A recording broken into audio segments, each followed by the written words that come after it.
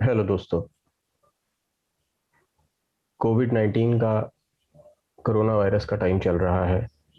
आप लोग बहुत सारे वीडियोस देख रहे होंगे, आपके व्हाट्सएप पे, सोशल मीडिया पे वो वीडियोस आ रहे होंगे, इन्फॉर्मेशन आ रही होगी, टेक्स्ट आ रहा होगा।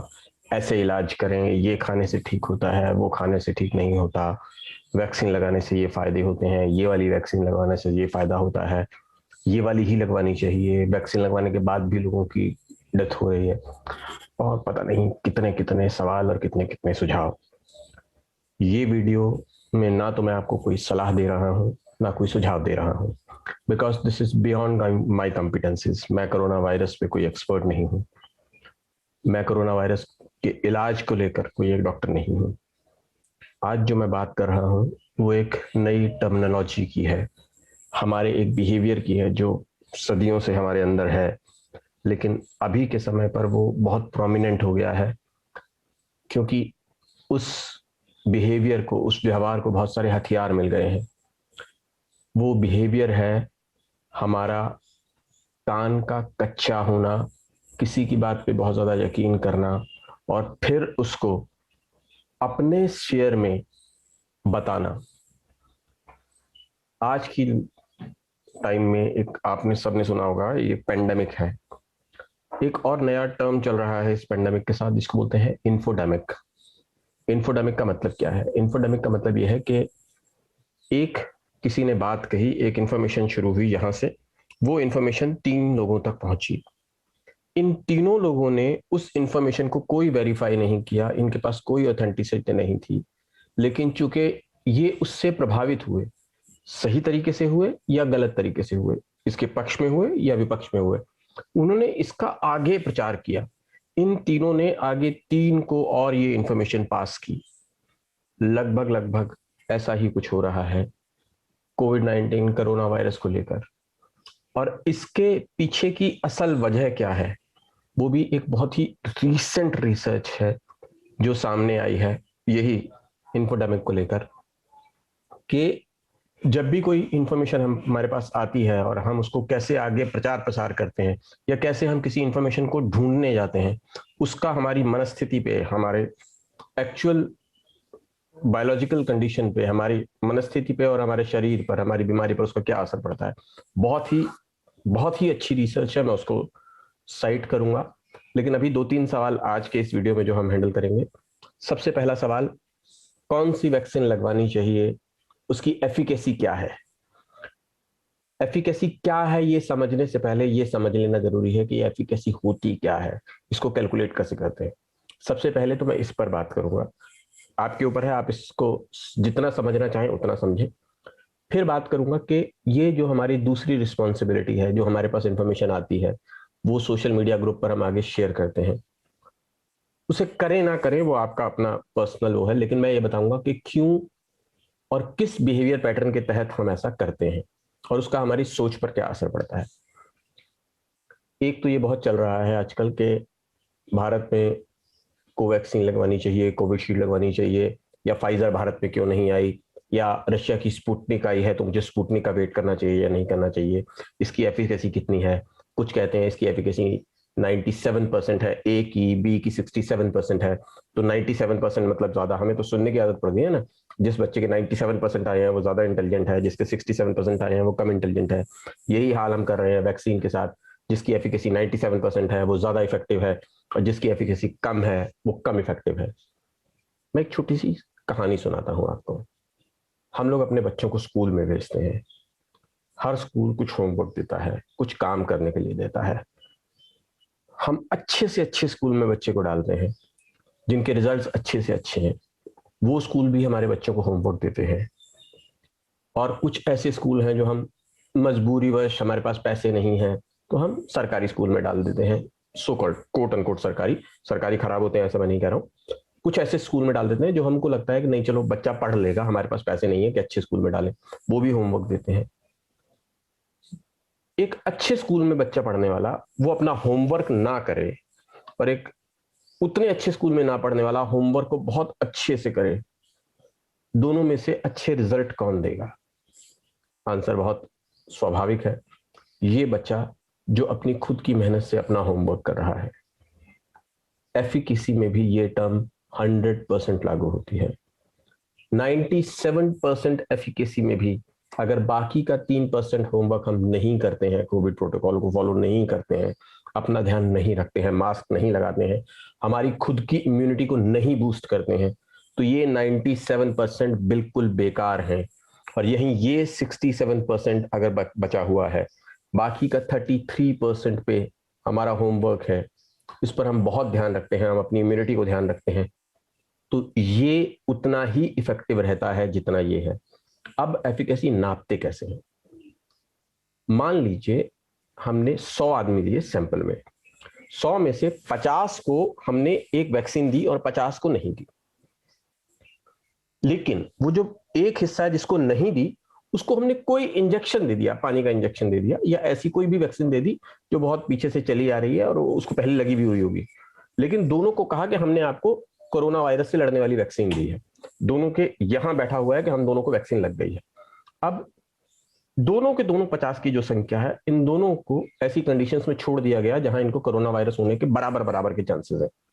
अब हमने ये देखा कि जिनको वैक्सीन लगाई थी, एक्चुअल वैक्सीन लगाई थी, उन 50 में से 5 को इन्फेक्शन हुआ, और जिनको नहीं लगाई थी, सिर्फ बता दिया गया था, उनको भी 5 को हुआ। तो इसका मतलब यह है कि वैक्सीन बेकार है, लगाओ ना लगाओ कोई फर्क नहीं पड़ता। लेकिन अगर हमने उसमें से 50 में से जिनको वैक्सीन लगाई गई थी, उनमें से सिर्फ 1 को हुआ, और जिनको नहीं लगाई गई थी उनमें से 10 को हुआ, तो मतलब ये 90% असरदार हो गए। The total number of people who was not vaccinated minus vaccinated upon non vaccinated, जिनको इन्फेक्शन हुआ। ये तरीका होता है जांचने का। लेकिन इसमें एक दूसरा प्रॉब्लम यह है, मान लीजिए फाइजर की वैक्सीन से इन लोगों को किया गया, इनकी एफिकेसी आई 90%, और स्पुतनिक की इन लोगों पे किया गया, इनकी एफिकेसी आई 97%।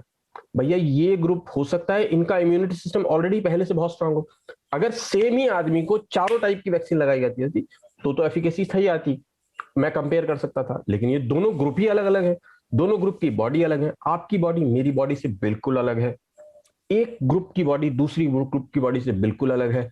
अमेरिकन का इम्यून सिस्टम रशियंस के इम्यून सिस्टम से बिल्कुल अलग है, जेनेटिकली बिल्कुल अलग है। बेसिक डीएनए ह्यूमन के जैसा एक ऐसा हो सकता है, लेकिन हमारा खान पान, हमारा क्लाइमेट, बहुत सारी कंडीशंस अलग होती हैं।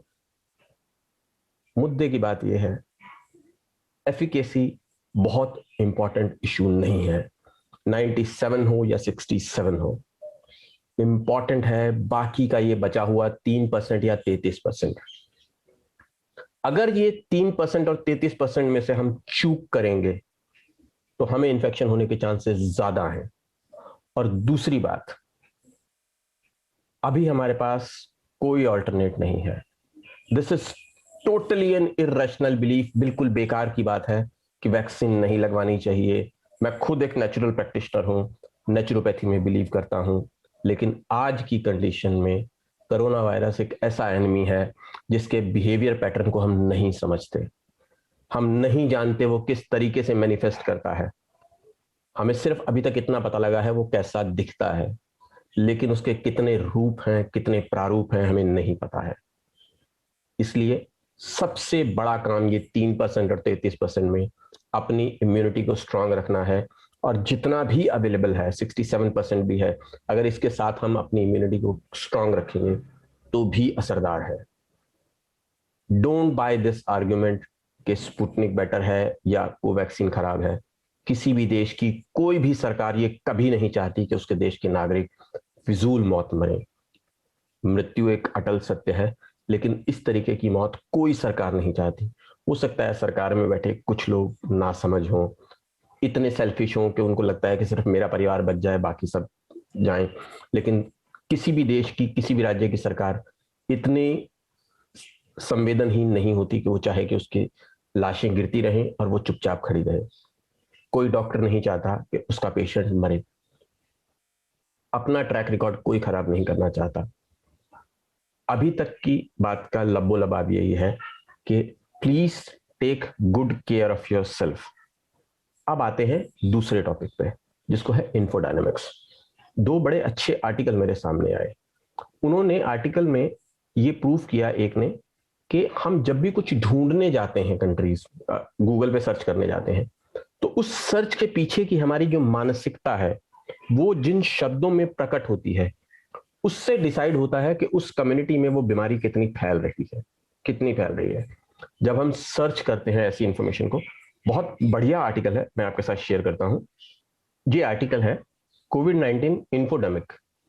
इसमें इस स्टडी ने सर्वे किया कि जिन कंट्रीज में लोग गूगल सर्च करते हैं और उस गूगल सर्च में वो ऐसे टर्म्स का इस्तेमाल करते हैं जो स्टिग्मा को रिप्रेजेंट करते हैं, जो एक तरीके के डर को रिप्रेजेंट करते हैं, तो उस कम्युनिटी में वो डर के साथ में वो बीमारी का, उस तरीके के द्वेष का प्रेवलेंस ज्यादा होता है। People around the world are using stigmatizing terms on Google search, and these terms were used earlier than the official names. ये उन्होंने पाया, और इसकी बहुत इंपॉर्टेंट कंक्लूजन है, the full-fledged official term are expected to fight back against the resilience of the negative perceptual biased amidst COVID-19 pandemic. आसान शब्दों में इसका मतलब क्या? अगर हम जो सर्च कर रहे हैं उनको उन्हीं शब्दों में सर्च करेंगे, डर से पीछे हटकर, तो वो ज्यादा असरदार इंफॉर्मेशन हमें देगा। वो हमारी मानसिक स्तर को, हमें मनोवैज्ञानिक स्तर पर ज्यादा पॉजिटिवली इंपैक्ट करेगा, हमारी सेहत के स्तर पर। इन्फोडेमिक का एक बहुत बड़ा हिस्सा जो मैंने पहले डिस्कस किया, जब भी आपके पास कोई इंफॉर्मेशन आती है उसको एज इट इज फॉरवर्ड ना करें, प्लीज प्लीज फॉरवर्ड ना करें। चाहे वो ये हो कि ये वाली दवाई खाने से आपको ये हो जाता है, इस तरीके का कपूर सूंघ लो, इस तरीके की अजवाइन सूंघ लो। With due respect to every pathy, with due respect to every pathy, you never know कि जो आप तरीका बता रहे हो वो लोग कितनी सीरियस कंडीशन में उसको एक्सेप्ट करेंगे। एक आदमी है जिसका सेचुरेशन लेवल 40 पे आ गया है और उसके घर वाले उसको कपूर और अजवाइन सुंघा रहे हैं। I was too afraid to see that, too afraid to see that. आधी अधूरी नॉलेज बहुत खतरनाक होती है। इस तरीके की भ्रांतियां फैलाने से पूरे पूरे राष्ट्र का नुकसान होता है। और ऐसा मैं नहीं कह रहा हूं, हमारे शास्त्रों में ये क्लियरली बहुत बार कहा गया है, एकम विश्वशोहंति शस्त्रेण एकश्च वध्यते स्वराष्ट्रम सप्रजम हंति राजानम मंत्र विप्लव है। आप शस्त्र से एक व्यक्ति की हत्या कर सकते हैं। आजकल बड़े शस्त्र हैं तो 10 की, 12 की, 15 की, मतलब लिमिटेड है। विष पीने से भी एक व्यक्ति की हत्या होती है। लेकिन एक ऐसा विचार जो भ्रांत है, गलत है, एक ऐसा निर्णय जो गलत है, वो ऐसा निर्णय राजा सहित पूरे राष्ट्र को समाप्त कर सकता है। प्लीज, ये आपको ज्ञान देने के लिए कतई नहीं है, आप सब लोग जानते हैं। Do not believe in these kind of information. अगर आपको कोई भी जानकारी कोरोना वायरस को लेकर या कोविड-19 को लेकर चाहिए, ऑफिशियल साइट पे जाइए, ऑथेंटिक लोगों से सुनिए। डॉक्टर भी इसमें, अच्छा डॉक्टर बहुत हिचकिचाएगा आपको क्लियर क्लियर कुछ भी बोलने में, क्योंकि उनके पास, they are medical practitioners, they are not medical researchers. आपके अगल बगल में अगर 100 डॉक्टर हैं तो उनमें से मुश्किल से 1 या 2 डॉक्टर हैं जो उसकी रिसर्च को लेकर आपको दे रहे हैं जानकारी, अदरवाइज वो अपनी प्रैक्टिस को लेकर जानकारी दे रहे हैं। Do not precipitate, do not get victim of this kind of infodynamics. इस तरह की भ्रांति का ना तो शिकार हो, ना आगे शिकार करें। एक अगेन स्टडी के मुताबिक भारत में ऑन एन एवरेज एक आदमी के 9 इन्फ्लुएंसर होते हैं जिन्हें वो 9 लोगों को प्रभावित करता है, और वो अधिकतर करीब 23 लोगों से इन्फ्लुएंस होता है। 23 लोगों से इन्फ्लुएंस होता है डायरेक्टली, जिनकी बात उनके दिमाग में यहां रह जाती है। जब भी इस तरीके की इंफॉर्मेशन को आप भेजें, अगर आप अपने ग्रुप में भेज रहे हैं तो एक बार टटोलिए, आपके ग्रुप में आप कितने लोगों को इस तरीके की इंफॉर्मेशन भेज रहे हैं। आप अपना जूठा पानी किसी को नहीं पिलाते, एक आदमी को, ये झूठा विचार क्यों देते हैं, वो भी बिना चेक किए। पीछे से आया आगे भेजा, पीछे से आया आगे भेजा। Please please try to cross check it. उसी आदमी से पूछिए एक बार पलट के, जिसने आपको व्हाट्सएप भेजा, आपने ये पढ़ा है पूरा? अच्छा, इस वाली लाइन का क्या मतलब है? 99% लोगों के पास उसका उत्तर नहीं होगा, नहीं होगा। कम से कम ऐसी जानकारियां आगे फॉरवर्ड मत कीजिए जो किसी के लिए जीवन मृत्यु का प्रश्न बने, खासकर यहां से। वो यहां रहकर इतना प्रेशर देती हैं। 15 मौत के वीडियोस देखने के बाद आपको खुद लगता है कि यार शायद मैं बचूं ना बचूं इस बार। इस तरीके की जानकारियां, इस तरीके की वीडियो स्प्रेड करने से बचें। मेरी हाथ जोड़कर विनम्र विनती है, अपना ध्यान रखें। इन्फोडायनेमिक्स के ना तो शिकार हों, ना शिकार बनाएं।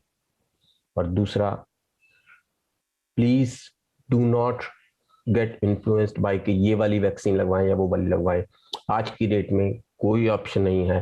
हो सकता है कल कोई नया आविष्कार हो, कल कोई नई चुनौती हो, उसके हिसाब से नया काम हो। आपका बहुत धन्यवाद।